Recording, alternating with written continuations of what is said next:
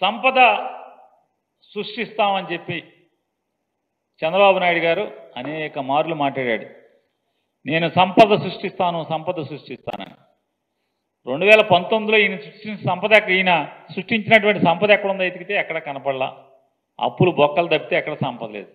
మళ్ళీ ఇప్పుడు ఏంటయ్యా అంటే అప్పులు సృష్టించడంలో, సంపదలు సృష్టించడం దేవుడెరుగు, అప్పులు సృష్టించడంలో దేశంలోనే మొదటి రాష్ట్రంగా చంద్రబాబు నాయుడు గారు నిలబెడుతున్నాడు ఆంధ్రప్రదేశ్ రాష్ట్రాన్ని. ఇవాళ బోణి ఏదో చెప్తారు కదా,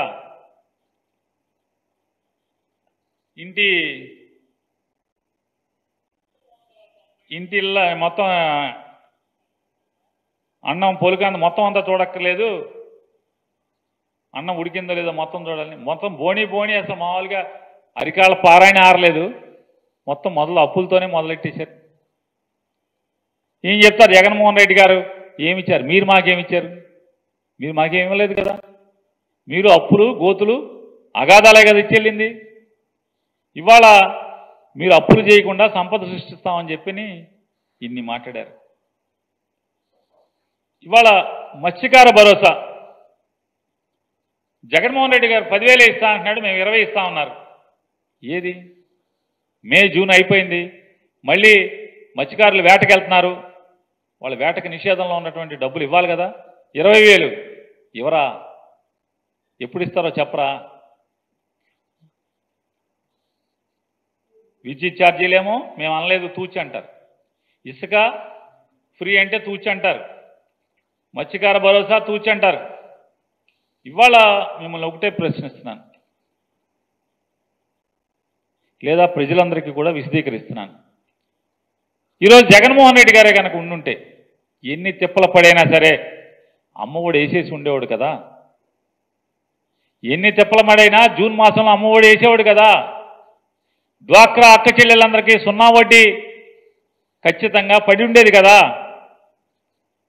చదువుకునేటువంటి ప్రతి విద్యార్థికి విద్యా దీవెన కానీ వసతి దీవెన కానీ ఈ 2 పడేవి కదా.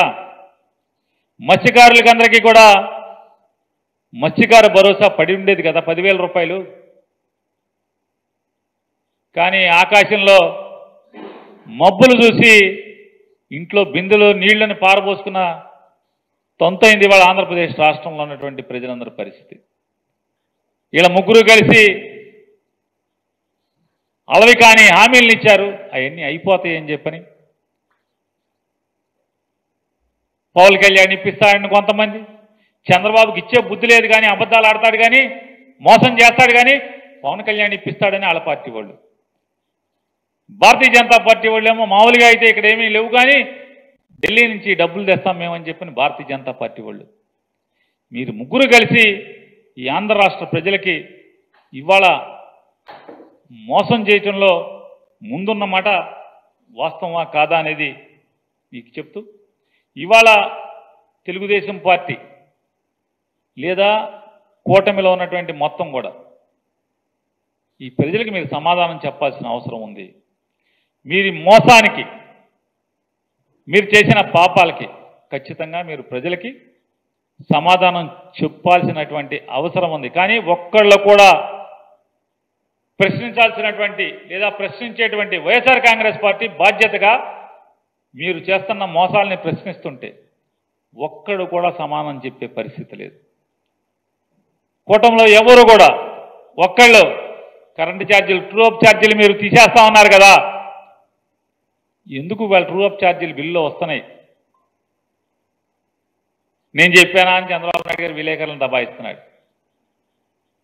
ఆయన పవన్ కళ్యాణ్ గారేమో ఆ శాఖలో కింద మీద ఆయన కొట్టుకుంటున్నాడు. పంచాయతీరాజ్ శాఖ తప్పితే ఆయన తొంగి సోట్ల పక్కకి. అంటే చూస్తే కూడా ఆయనకు కూడా ఇదే సమాధానం చెప్పాలి కదా, మళ్ళీ ఈ మోసాలన్నిటికీ సమాధానం చెప్పాలి కాబట్టి అది చూసి ఏం చెప్పట్లా. సినిమా రేట్లను మేమేదో చేసేసాం, సినిమా వాళ్ళకి అన్యాయం చేశాం, సినిమా రేట్లు అసలు సినిమాకి రేటు పెడతాకి నువ్వెవడవరా జగన్, నువ్వెవడవే, సినిమాటోగ్రఫీ మినిస్టర్ ఆడెవడు ఈడెవడు అని మాట్లాడారు.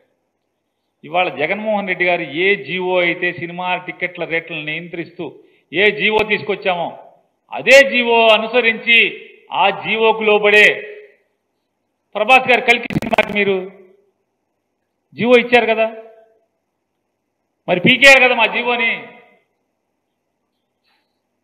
సినిమా వాళ్ళు మీరు అన్నారు అంటే సినిమా వాళ్ళందరూ మీ కాళ్ళకాడికి రావాలా? రేట్లు పెంచి ఇష్టం వచ్చినట్టు పెంచుకోవచ్చు కదా, నువ్వెవడో టికెట్ల గురించి మాట్లాడి జనానికి ఇష్టమైంది కొనుక్కుంటారు బ్లాక్లో మీరేంటన్నారు. మరి ఇవాళ ఏంటి, ఎందుకు ఆ జీవోని రద్దు చేయలేదు? ఆ జీవో ప్రకారమే జగన్మోహన్ రెడ్డి గారు ఇచ్చిన జీవో ప్రకారమే మీరు కూడా అదే జీవో ఎందుకు ఇచ్చారు? ఏదైతే జగన్మోహన్ రెడ్డి గారు చట్ట సవరణ చేశాడో ఆ చట్ట సవరణ మేరకే మీరు జీవో జగన్మోహన్ రెడ్డి గారి జీవోని కోట్ చేస్తూ మీరు మళ్ళీ కల్కి సినిమాకి జీవో ఇచ్చారా లేదా?